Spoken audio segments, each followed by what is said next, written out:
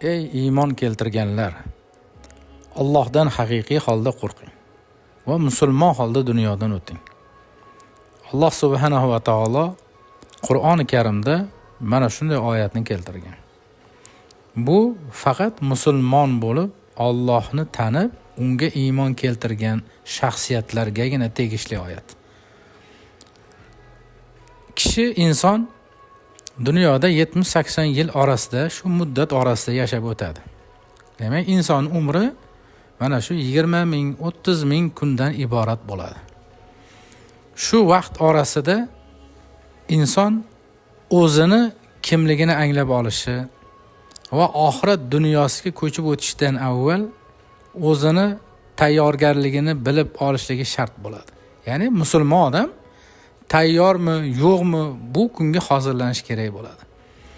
So'ngra jon chiqqandan keyin abadiylikka barcha narsani tark etib ketadi. Uni iqtidori, chiroyi, obro'si, barcha mol va dunyosi, u to'plagan narsalarni bironta narsasi u bilan ketmaydi.